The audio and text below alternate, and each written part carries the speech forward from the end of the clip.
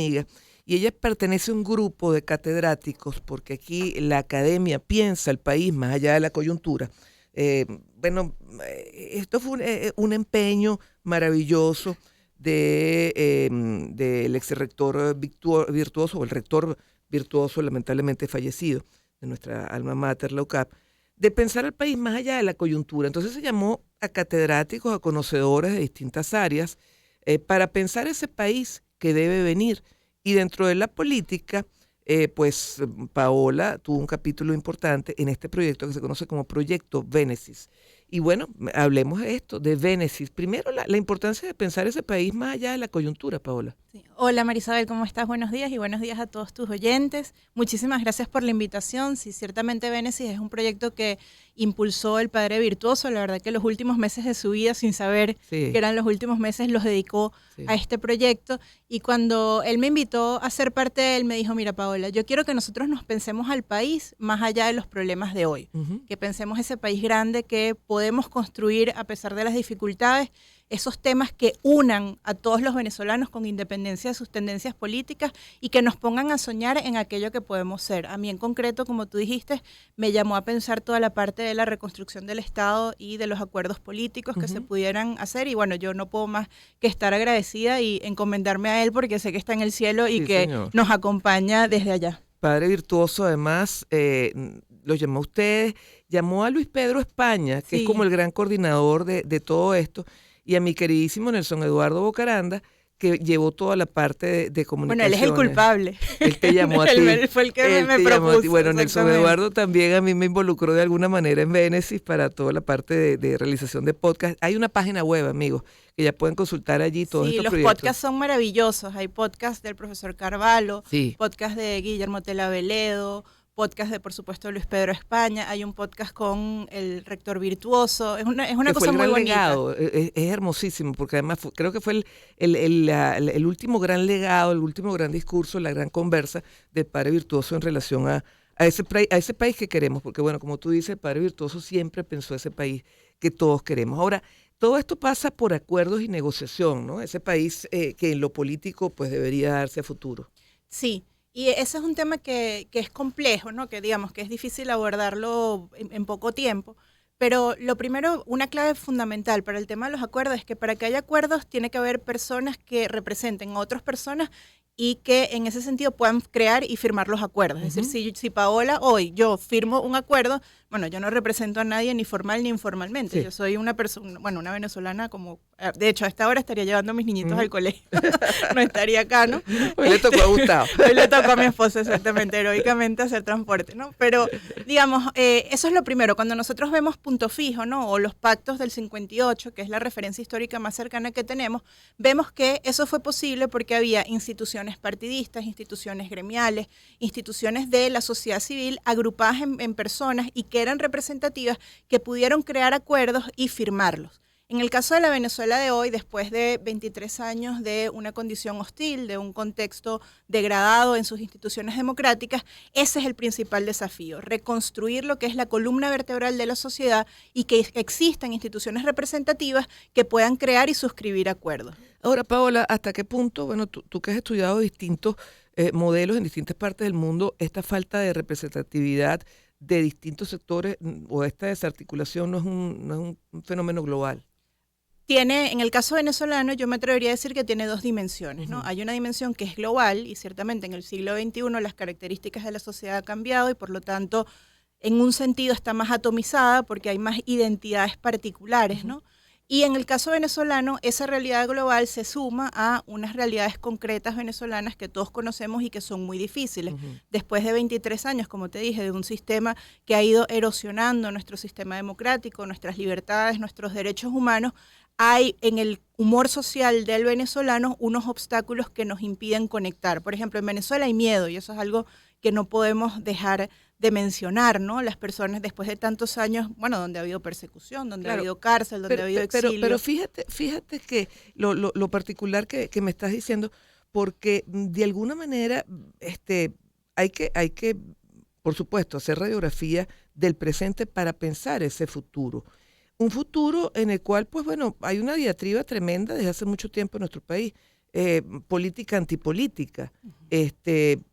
Bueno, tú estás dentro de una organización política. Reconstruir las organizaciones políticas es quizás pues un elemento que no se puede dejar para ese futuro. Sí, yo creo que hay varios desafíos que las organizaciones políticas tenemos que transitar o que tenemos que enfrentar, y no se limite únicamente al lugar en donde yo trabajo, sino lo primero es la visibilización. Ujú. En Venezuela los partidos políticos hay en todo el país, extendido en todas las parroquias, todos los municipios, todos los estados. A lo largo y ancho de nuestro país hay gente que está trabajando. Yo, de hecho, ayer, por ejemplo, estuve en la parroquia Santa Rita del municipio de Linares Alcántara del estado de Aragua y me reuní con 80 personas de un partido político para hablar sobre lo que es el desafío de las primarias y del Congreso Programático de Primero Justicia. O sea, que en las regiones es distinta esta situación. No, pero en Caracas también. En todas las parroquias del municipio de Libertador estas cosas pasan. El problema es, yo hace unos meses escribí un artículo que tenía nombre de bolero, ¿no? Que se llama Si nos vieran, ¿no? Porque la verdad es que el desafío de la visibilización es muy grande. Los espacios para comunicar no solamente son pequeños a razón de la censura y la autocensura, sino que también están desarticulados por el consumo de redes sociales que siempre usa los usos y gratificaciones del consumidor, ¿no? Tú solamente sigues a la persona que realmente te gratifica seguir. Entonces, digamos, yo sí creo y lo sé que en el país hay mucha gente trabajando y que nos cuesta que nos vean, no solamente porque hay obstáculos reales para visibilizarlo, lo repito, por la censura y la autocensura, sino también porque también el ciudadano está agobiado y quizás no nos quieren ver y tenemos que ser más atractivos para que nos vean. Bueno, puede ser también esa versión. Ahora, fíjate, ese país del futuro, ¿cómo se construye? ¿Se pasa por negociaciones de estos entes que representen a las distintas, digamos, a las distintas agrupaciones, gremios, sindicatos, partidos políticos? ¿Pasa inevitablemente por eso? Bueno, yo creo que hay una cosa que tenemos que asumir con sentido de deportividad y con sentido de aventura, por decirlo de algún modo, y es que estamos en el siglo XXI. Los cambios políticos exitosos hacia la democracia que se han estudiado ocurrieron en el siglo XX. En el siglo XXI todavía no hemos presenciado un proceso de democratización estable en el tiempo que nos pudiera dar una guía de cómo pudiera ser. ¿Y por qué te digo esto? Porque, bueno, los venezolanos, en un sentido, fuimos pioneros en las reversiones democráticas a partir del año 1998 y muy probablemente vamos a ser pioneros en la inauguración de la democracia en algún momento de nuestra historia, Dios quiera que sea pronto. Claro, de otra versión. De otra versión de democracia. Ciertamente, toda inauguración democrática exige una elección. Y para que haya elecciones tiene que haber organizaciones con fines electorales que logren representar a la sociedad. Y, por ejemplo, la Constitución es un pacto, es un acuerdo formal. Entonces, tienen que existir acuerdos y tienen que existir instituciones que representen el querer de las personas. Cuando digo el querer de las personas, es tu querer, el mío y el de todo lo que nos escuchan. Entonces, ciertamente tiene que haber un proceso de reconstrucción. Y parte del desafío político de los venezolanos hoy es justamente mantener ese tejido social y que podamos insertarnos en instituciones que nos representen en las ideas, que nos representen en las formas, que nos representen en los modos de ser. Ahora, a través de Vénesis, tu paper de trabajo se orientaba a pensar en esa Venezuela del futuro. La democracia del futuro, no solamente en Venezuela, sino insertada en un esquema mundial. Esa democracia del futuro en el mundo, en estos momentos, pues también tiene ciertos bemoles. Sí, bueno, la democracia realmente a nivel mundial está en un muy mal momento. Los últimos índices de democracia en los últimos 2 años, sobre todo el índice de The Economist, marca un proceso de reversión muy firme, o sea, una tendencia de reversión democrática muy firme, siendo Latinoamérica el subcontinente que más ha retrocedido. Entonces nosotros estamos como en un vecindario que va para atrás en ese sentido. Pero en la democracia hay principios que trascienden con independencia del tiempo. Por ejemplo, separación de poderes, respeto a la Constitución, Estado de Derecho, derechos humanos, participación ciudadana, respeto a la libre asociación. Bueno, hay unos derechos que están consagrados en lo que es la Declaración de Derechos Humanos, que eso permanece. Luego las formas de participación democrática, por supuesto que son contingentes y depende, ¿no?, de lo que vaya apareciendo, no sé, las redes sociales o los modos de participación, los modos de votación, eso va cambiando. Pero lo que yo sí creo que es importante que permanezca en nuestro corazón es que hay unos valores que son universales y por los cuales tenemos que luchar y reconquistar en el caso venezolano. Dentro de Bénesis y ese proyecto de país, no sé si, bueno, tuviste la oportunidad de conversar con los otros catedráticos. ¿Tú crees que ese país es posible, ese país que plantea Bénesis, o es un país de ensueño? Yo estoy absolutamente convencida que es posible, porque el venezolano es un pueblo, es un país que ante las dificultades ha encontrado modos de resiliencia para, sin ningún tipo de, digamos, sin querer matizar o sin querer banalizar el mal que estamos viviendo, puede encontrar el bien que tiene adentro para transformarlo en proyectos, en esperanza, en ánimo, en capacidad para seguir adelante. Y creo que no es no es una valoración ingenua de lo que es nuestra realidad, sino que está asociada a nuestras capacidades, a lo bueno que fuimos y a lo bueno que podemos ser. Bueno, y de alguna manera también como tú dices, hay toda una teoría, es poco científica, pero se decía que el venezolano tiene la democracia en su ADN. Y, por ejemplo, el venezolano, dentro de todo, y a lo mejor hay capítulos que no han sido así, nos gusta votar. Y tal vez, pues, como tú dices, por allí es que va esa reconstrucción. En los últimos años nos hemos curtido, me parece, ¿no? Yo creo nos hemos curtido en el sacrificio, nos hemos curtido también quizás en la frustración, ¿no? Porque hay expectativas que no han sido alcanzadas. Sí, pero yo creo que se ha entendido que el cortoplacismo no ha sido la vía, ¿no? Sí. Yo no sé si la reflexión es entre el mediano, entre los términos del plazo, ¿no? Si es corto, mediano o largo. Yo creo que sí hay una conciencia del aquí y el ahora, de que aquí y ahora, este momento es en el que tenemos que ser mejores para que el país sea mejor. Yo cuando estaba escribiendo el papel de Bénesis encontré una cita de San Agustín, no me la acuerdo ahorita perfectamente, ¿no? Pero es una cita que a mí me gusta mucho porque dice San Agustín, se dice que los tiempos son malos. Entonces, frente a los tiempos malos, lo que nos corresponde es ser mejores y los tiempos serán mejores. Entonces, oye, qué bonito. Bueno, te lo voy a pasar para que la pongan, porque me parece que es una cita que es preciosa y que realmente revela lo que somos los venezolanos después de 24 años de esto, ¿no? Para no calificarlo. Bueno, y de hecho, muchas veces se dice, estoy siendo una visión, muchos dirían, oye, pero qué manera de pasar así y de pensar así, pero es que muchos dicen que tal vez si no se hubiera atravesado situaciones retadoras como las que hemos pasado, no se hubieran aprendido ciertas cosas, ¿no? Sí, yo creo que por eso te digo que creo que en el caso de los venezolanos no es tanto un tema de plazos, ¿no? Que aprendimos a gestionar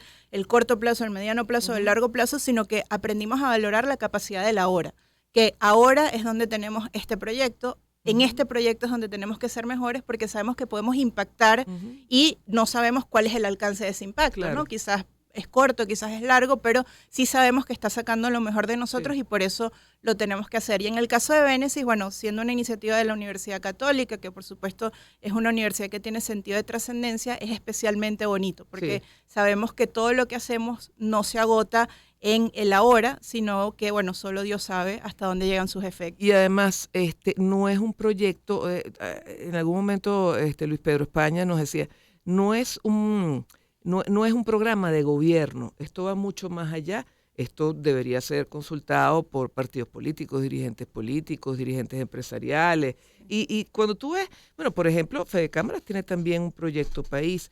Seguramente ustedes dentro de la política tienen distintos proyectos país, pero esto incluso tiene una mirada mucho más allá, porque no es coyuntura, es grandes desafíos. Por ejemplo, en el ámbito de la ecología, ahí hay grandes desafíos y hay toda una apuesta de ideas al respecto. En el ámbito laboral, por ejemplo, las nuevas trazas laborales que hay en el mundo, todo el tema de la inteligencia artificial.